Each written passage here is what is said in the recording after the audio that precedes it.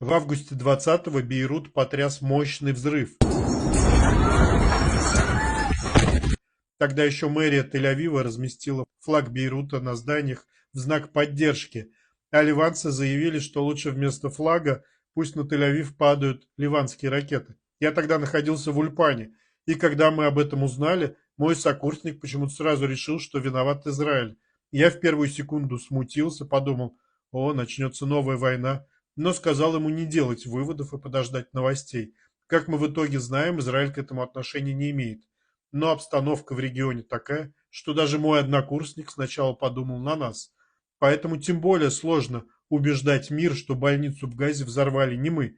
И это я к тому, что информационная поддержка должна быть мгновенной и яростной, непреклонной и громкой, а не это бег-мег по нашей информации мы там не летали.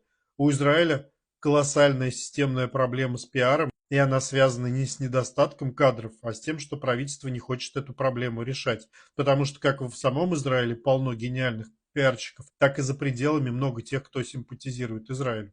Не можете это организовать сами, наймите агентство для имиджа. Я часто вносил предложение о том, что можно изменить одно или и другое своему руководству, что я готов был сделать бесплатно, а они каждый раз говорили о харках.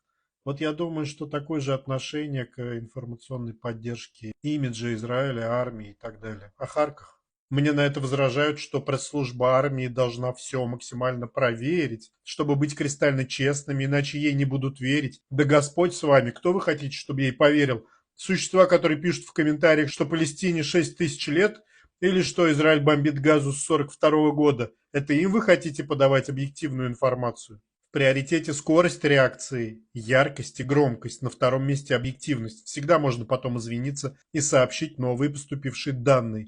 Вот вы знаете, что Нетаньяху без проведения тендера нанял консультанта для создания положительного имиджа у русскоязычных, об этом пишет Кан. А для армии такой есть?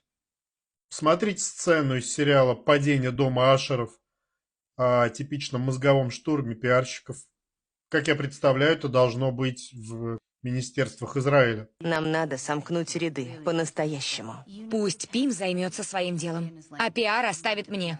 Перри Ашер, сын Америки. Сделаем из него Кеннеди-младшего. Попадем в GQ, US Weekly, USA Today. Его лицо будет светиться из любого угла. Его друзья будут рассказывать трогательные истории. А помните, как Перри отвез однокурсника в рехаб? Нет, даже так. Помните, как он дал денег на школы в Индии и в Африке? Мы споем дифирамбы. И любая атака на нас — это атака на него. Что еще? Статьи про папу, про тебя и про нас, но сочувствие аудитории нифига не безгранично. И мы не можем дать человеку вроде Пима разбазаривать такое сокровище. У нас неделя. Каждая секунда на счету. Время идет, и я и так потеряла кучу времени. Хорошо, начинай.